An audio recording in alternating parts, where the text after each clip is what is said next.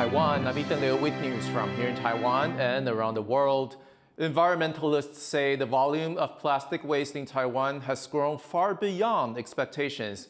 As other countries work out a global plastic treaty, they want Taiwan to focus on reducing and reusing. TaiwanPlus has the story. Taiwan's battle against plastic waste doesn't look like it's going well. While the cabinet drew up a strategy to tackle the issue way back in 2003, environmentalists say the volume of waste has exploded, even just in the past decade. 就发现说我们的废弃物并没有减少。那台湾的废弃物产量啊，从2014年的2800多万吨上升到2023年的3300多万吨。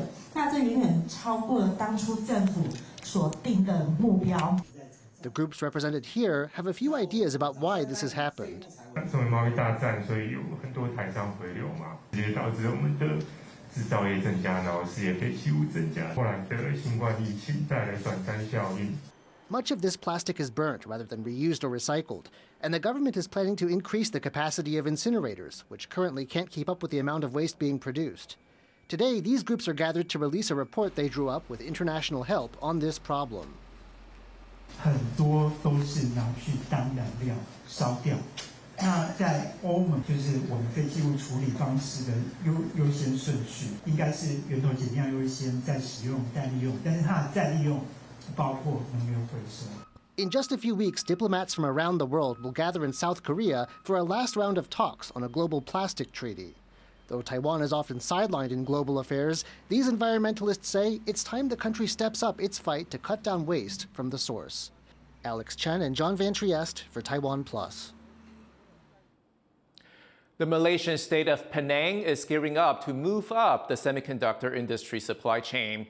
The country has become a strategic destination for tech investment as companies shift south. Tiffany Wong reports.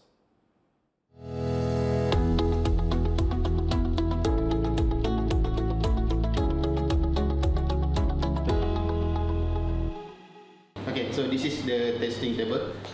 Customizing industrial computers for buyers in the ASEAN region. These engineers at Taiwanese computer maker Advantech are showing off their latest orders, now produced in the company's newest service center in Penang, Malaysia. It's followed its customers there, many of whom now prefer to do business in the region so as not to be overly reliant on China, where the risks of trade barriers or supply chain disruptions are greater and labor costs are rising. Among Southeast Asian nations, Malaysia has emerged as an attractive option for Advantech. It's also considered about the advantage in Malaysia, like for example, multiple ratio, like the good education, good talent, good English capability, and so on. So consider all the factors, so we invest in the Penang to build up, become a shared service center covered in the all ASEAN region. And many multinational companies agree. In 2023, Penang attracted a record $12.8 billion in foreign direct investment, garnering more than the combined total of the previous decade. This is Bayan Lepas Science Park, the first free trade zone in Malaysia. It opened in the 1970s and has since become home to big names like Intel, AMD, and HP, companies which have helped Penang become known as the Silicon Valley of the East. Now, some of these long-term investors like Intel, which has been here over 50 years, are still continuing to develop in this area. Since then, Penang has become a leader in the lower end of the value chain for tech like semiconductors, and its established government incentives and infrastructure have made it a top destination for investors. The infrastructure in Penang has evolved dramatically. Even right now, the government has been putting in a lot of effort to improve the infrastructure in Penang, including the upcoming rail links to Penang and the investment in electricity infrastructure. In May, the government launched its national semiconductor strategy, aiming to move up the value chain and strengthen talent retention. But analysts warn this could take years. For now, the state's investment agency is diversifying beyond semiconductors to boost production and balance the economy.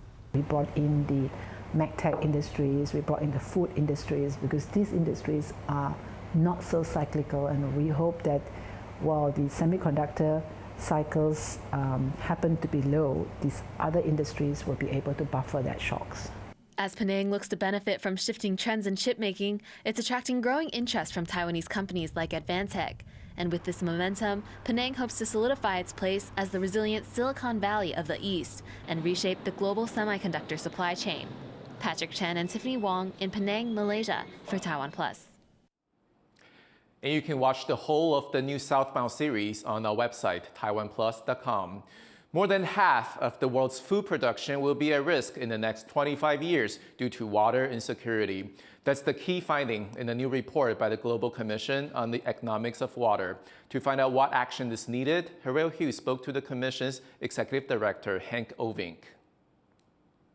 So this report has been several years in the making, combines studies from scientists all over the world, and is considered one of the biggest studies on the global water crisis.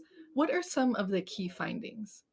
So the Global Commission on the Economics of Water was set up 2.5 years ago to really look at the economy through a water lens. Now, that understanding really came by looking at the hydrological cycle, as we call it with the water cycle. And this is how water runs around the world. It's important for our environment, our economy, food, energy, healthy and sustainable cities.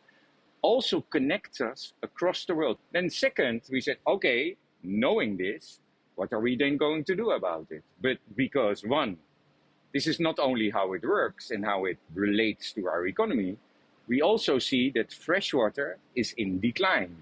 And that is in decline because of bad management and pollution over abstraction. So we literally have less, and at the same time, demand is growing up. And if demand is going up and freshwater availability is going down, we have a problem. So you've mentioned demand for water is growing. According to the report, demand for fresh water is expected to outstrip its supply by 40% within this decade. We're already halfway through the decade. Can you tell us more about that? What does that mean? So right now, half of the world already lives in water-stressed areas.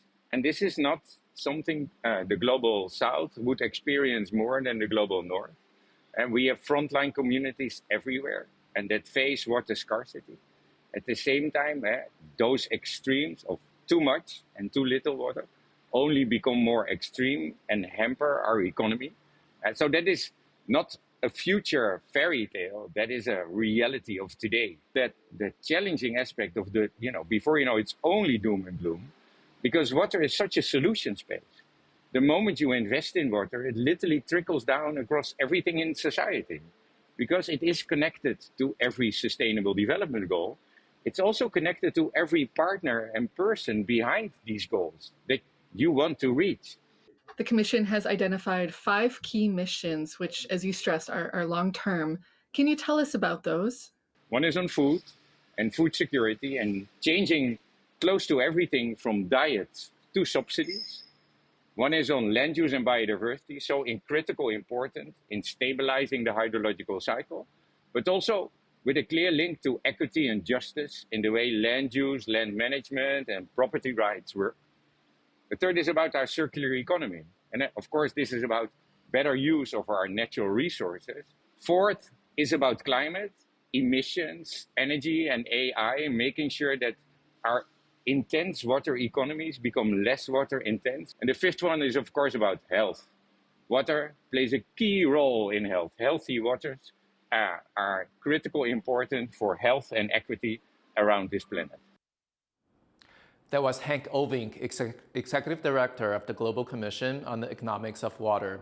Thank you for watching today's What's Up Taiwan. You can visit the TaiwanPlus website and follow our social media for more stories from Taiwan and around the world. Finally, we take you to Denmark's Lego house to check out the Masterpiece Gallery exhibition. I'm Ethan Liu. Take care, and I'll see you next time.